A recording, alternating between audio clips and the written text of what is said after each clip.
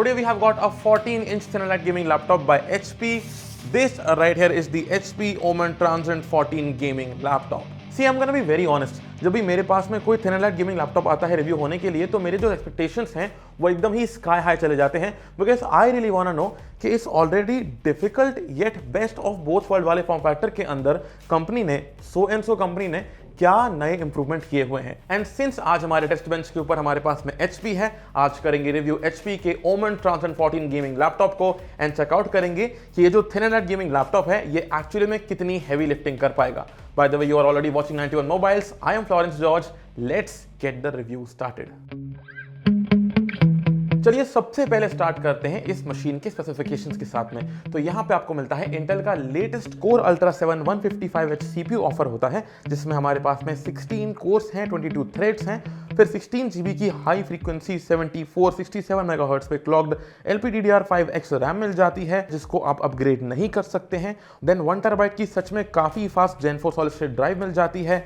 6 cell की 71 Wh की battery available है, जो कि iGPU के ऊपर इको मोड पे 80% स्क्रीन ब्राइटनेस के ऊपर आपको लगभग 8 आवर्स का बैटरी बैकअप दे देती है on the PC mark video playback benchmark. फिर यहाँ पे हमारे पास में 8 GB की VRAM वाला एक मेन डिस्क्रीट GPU मिल जाता है, that's the NVIDIA GeForce RTX 4060, जिसकी क्लेम TGP है 65 वॉट्स की, but we will talk more about this one in the latter part of the video. फिर कनेक्टिविटी के लिए Bluetooth 5.3 है, Wi-Fi 6E है। मैं आपको पोर्ट्स भी दिखा देता हूं, तो यहाँ पे लेफ्ट हैंड साइड पे कोई एग्जॉस्ट वेंट नहीं है। ऑल यू गेट यहाँ पे इज एक ऑडियो कॉम्बो जैक, 40 GB/s वाला Thunderbolt 4.0 USB Type-C port. Right side देखें तो here again we have got no vent, all we have here is 2 10 GB/s वाले USB 3.2 Gen 2 Type-A पोर्ट्स। अब rear में देखें तो यहाँ पे finally we have got exhaust vents, एक HDMI 2.1 का पोर्ट एंड एक 140 वॉट का Type-C चार्जर को सपोर्ट करने वाला 10 GB USB Type-C पोर्ट। अब कर लेते हैं फोकस ऑन द स्क्रीन। यहाँ पे तो HP ने यहाँ पे कोई भी कॉम्प्रोमाइज नहीं किया है, as they have offered you a 16:10 के एस्पेक्ट रेशियो वाली 2880x1800 पिक्सल्स की HDR compatible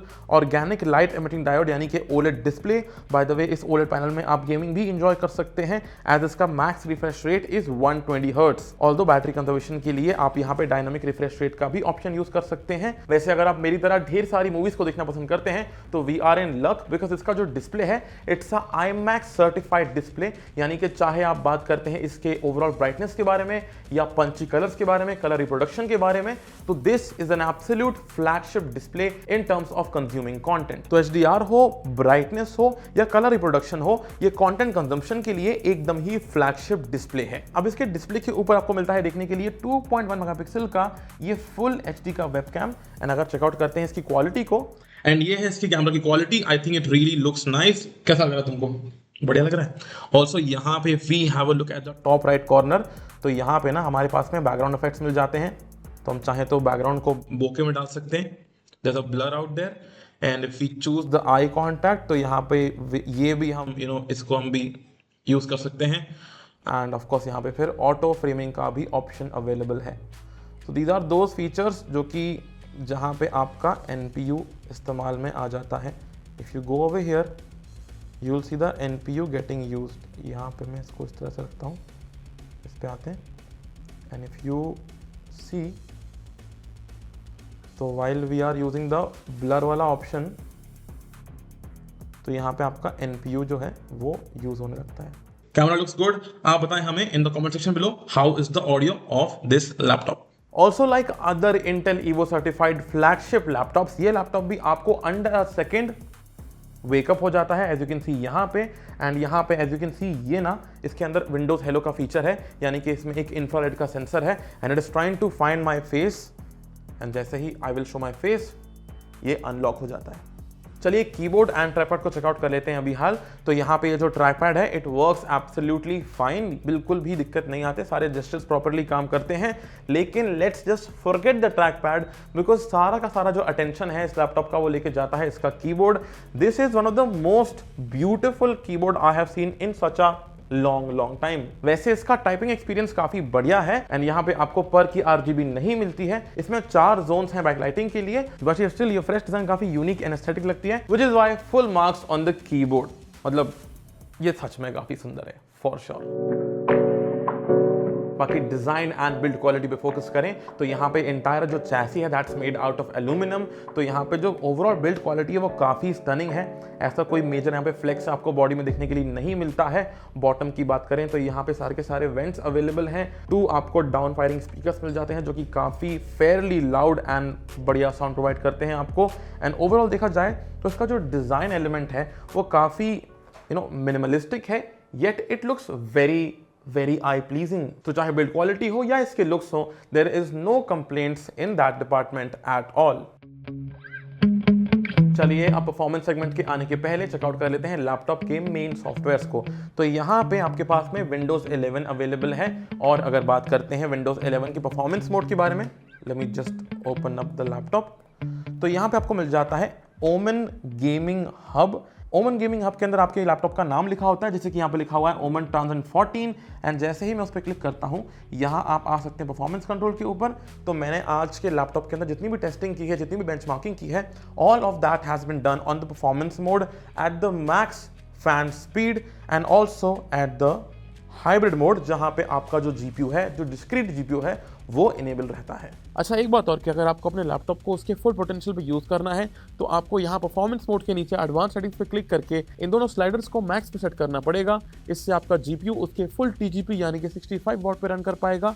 otherwise the GPU will be limited to only 50 watts. चलिए विद दैट सेड सब कुछ मैक्स पे सेट करके सीधे चलते हैं टुवर्ड्स द परफॉर्मेंस नंबर्स। वैसे फर्स्ट ग्लांस में इन बेंचमार्क्स को देखकर समझ में आता है कि यहाँ पर जब आपको 140 वॉट का अच्छा पावर हेडरूम मिलता है तो ये 155H का कोर अल्ट्रा 7 चिप काफी अच्छा परफॉर्म करता है। यहाँ पे जो सीपीयू के स्कोर्स आते हैं वो क्लियरली राइजन के 7940HS के कंपैरिजन में बेटर हैं एंड ऑन पार हैं विद द लास्ट जेन का Intel core i7 13700HX processor. वहीं इसका जो RTX 4060 है, it acts like an RTX 4060, लेकिन उसके परफॉर्मेंस चेकआउट करने के लिए let's have a look at the gaming numbers of this HP Omen Transcend 14 gaming laptop. Bye the वे हमने यहाँ पे सारे ही गेम्स को लैपटॉप के नेटिव रेजोल्यूशन यानी कि 1800 पिक्सल पर टेस्ट किया हुआ है with the performance mode on and advance settings वाला प्लस 15 वॉट का over boost turned on. And here are the gaming numbers. सबसे पहले हमने यहाँ पे रन किया एलन वेक 2 को with the high preset without any ray tracing turned on and render resolution set to quality.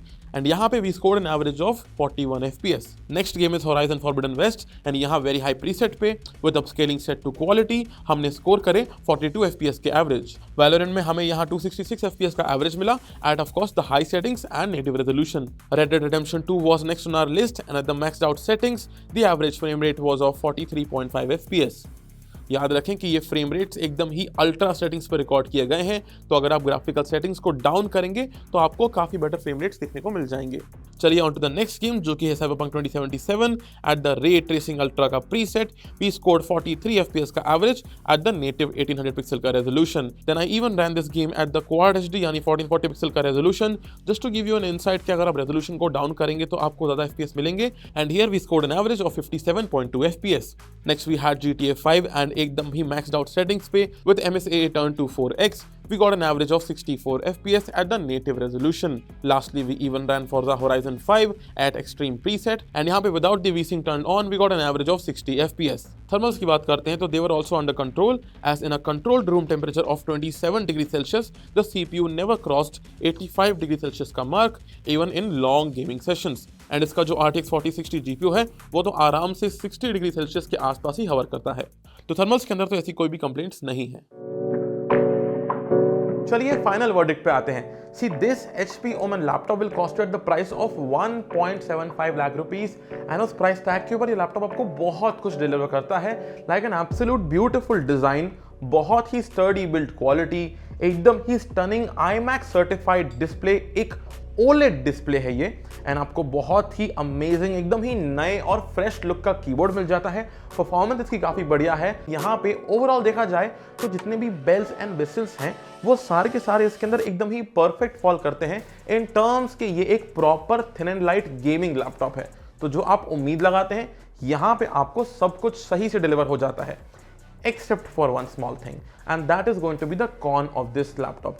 देखिए यहाँ पे जब आपको सब कुछ सही मिल रहा था, HP ने चूज किया to not give you any kind of an upgradation room, यानी कि अगर आपको लैपटॉप के अंदर स्टोरेज को इंक्रीज करना है तो आपको इसके अंदर लगी हुई सॉलिड स्टेट ड्राइव को रिप्लेस करवाना पड़ेगा।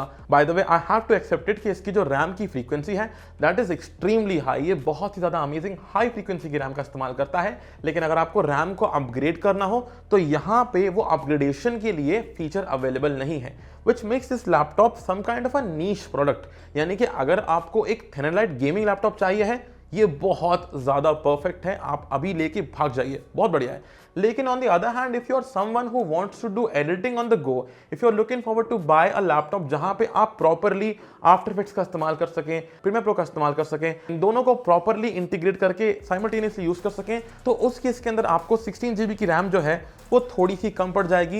And that's exactly where you will start to think कि यार अगर इसके अंदर 32 GB रैम होती तो कितना ज़्यादा बढ़िया हो जाता।